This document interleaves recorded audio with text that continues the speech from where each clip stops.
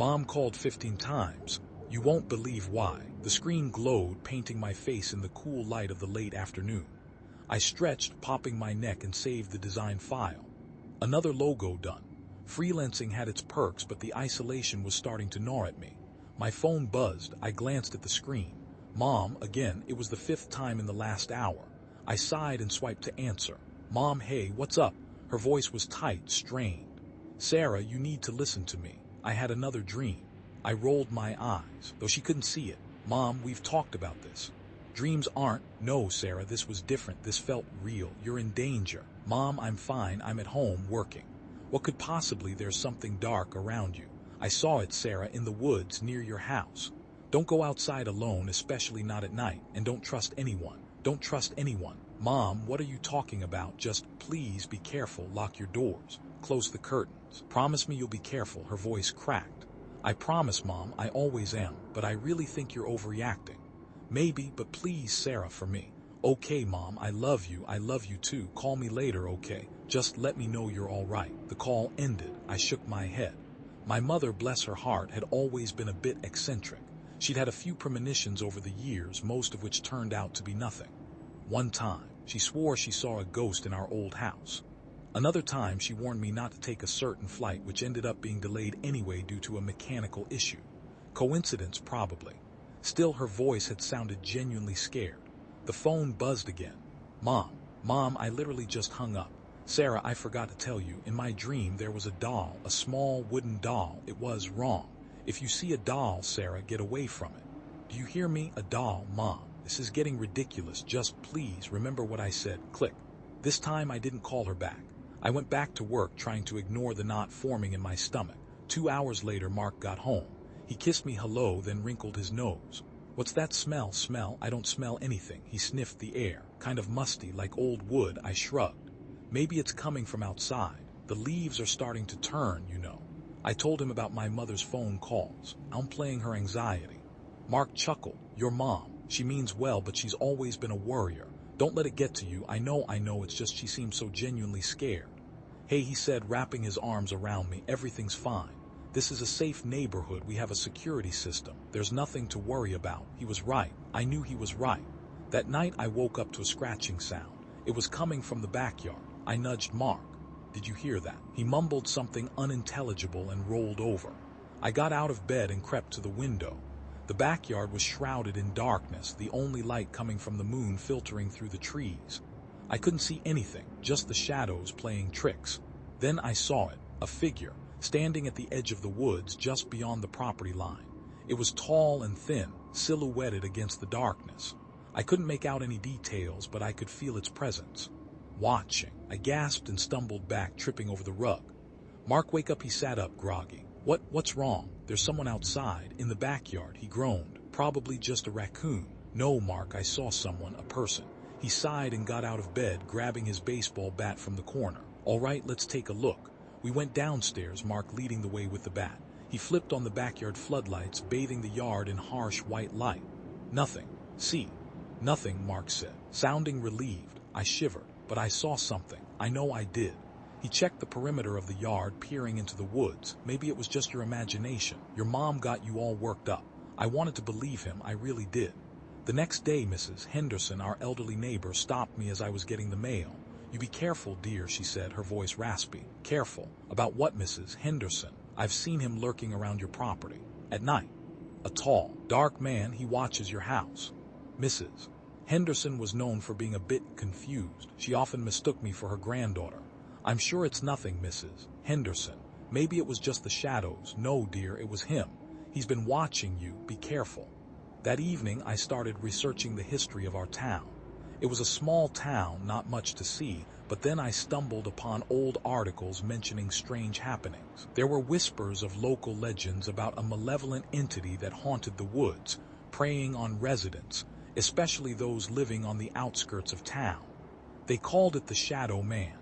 The stories were dismissed as folklore, old wives' tales, but still I couldn't shake the feeling of unease. That night the phone rang. I glanced at the caller ID. Unknown number. I hesitated, then answered. Hello? Silence. Hello, who is this? I could hear breathing, heavy, raspy breathing. Then a whisper, just barely audible. Sarah, I slammed the phone down, my heart pounding in my chest. Another call, unknown number. I didn't answer. It went to voicemail. A few minutes later, I checked the voicemail. It was just static. But beneath the static, I could hear a faint, distorted voice whispering my name, again and again. Sarah, Sarah, Sarah. I deleted the voicemail and turned off my phone. I told Mark about the phone calls. He was concerned but dismissive, probably just a prank caller. Some kids messing around. Mark, it didn't sound like kids. It sounded evil. Okay, look, I'll install security cameras around the house. That will make you feel better, right? He installed the cameras the next day. We checked the footage that night but saw nothing out of the ordinary. Just the wind blowing through the trees, the occasional stray cat, but something felt off. The phone calls continued, even though I had blocked the unknown number. They came at all hours of the night. Static, whispers, my name being repeated in a distorted voice. One night I was watching the security camera footage when I saw something, a fleeting shadow moving across the backyard, too fast to be a person. I rewound the footage, watching it again and again. The shadow was there just for a fraction of a second. I pointed it out to Mark. He squinted at the screen. I don't see anything, he said. Probably just a glitch in the camera. No, Mark, it was there. I saw it. He sighed. Look, I know you're scared, but you're letting your imagination run wild. There's nothing there, but there was something. I knew it. A few days later, I woke up to the sound of the alarm blaring. I bolted upright in bed, my heart racing. What's going on? Mark asked groggily. I don't know, the alarm's going off. We ran downstairs, Mark grabbing the baseball bat again. The house was silent except for the deafening wail of the alarm. We checked every room but found nothing. All the doors and windows were locked. False alarm, Mark said, looking relieved. Probably just a malfunction, but I didn't believe him. I could feel it, the presence. It was here in the house. The phone rang. I hesitated, then answered. Hello, silence. Then a voice, my mother's voice, but it sounded different, distorted. Sarah, Mom, is that you? What's wrong? He's there, isn't he? She whispered. He's in the house with you. Mom, what are you talking about? Who's in the house? Behind you, Sarah. He's right behind you. I froze. My blood ran cold. Slowly, I turned around. Standing in the shadows of the living room was a figure, tall and gaunt with glowing red eyes. Its face was obscured by darkness. I screamed. The figure lunged at me. I stumbled backwards, knocking over a lamp. The figure grabbed my arm, its grip like ice. I fought back, kicking and screaming. I managed to break free and ran towards the door. The figure was faster. It tackled me to the ground. I struggled, clawing at its face. I felt a sharp pain in my arm. Then, I remembered the security alarm. I fumbled for the keypad on the wall, my fingers trembling. I punched in the code and pressed the panic button. The alarm blared again, even louder than before.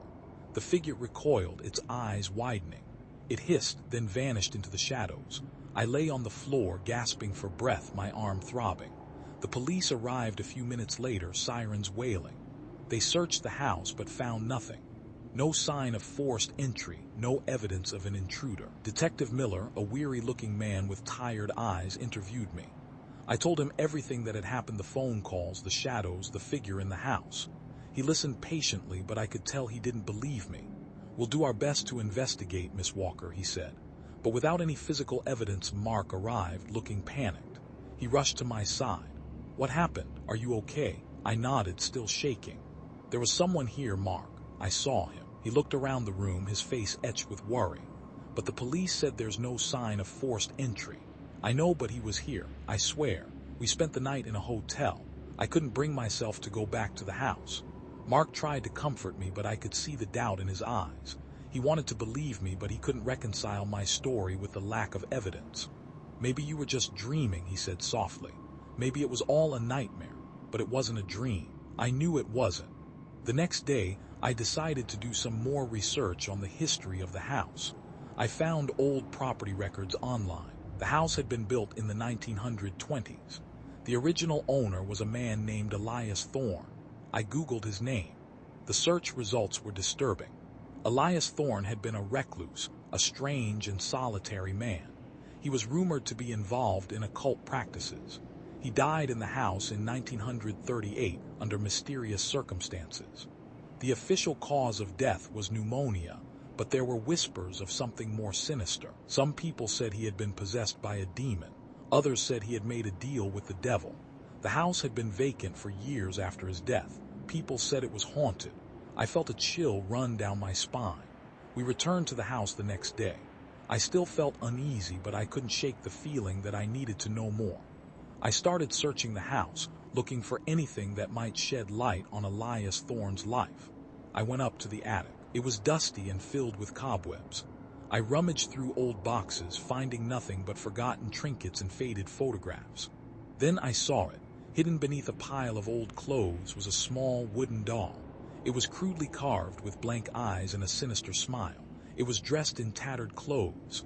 It was the doll my mother had warned me about. I picked it up, my hand trembling. It felt cold and heavy. I stared at the doll, my heart pounding in my chest. Then the phone rang. I jumped, dropping the doll. I answered the phone. "Hello," my mother's voice weak and strained. "Sarah, are you all right?" "Mom, what's going on? You sound terrible." "It's not gone, Sarah. It's never really gone." "What are you talking about, Mom?" "The darkness, it's still there. It's attached to you now. You can't get rid of it." "Mom, please, you're scaring me. You have to be careful, Sarah. It's waiting. Watching." "Mom, where are you?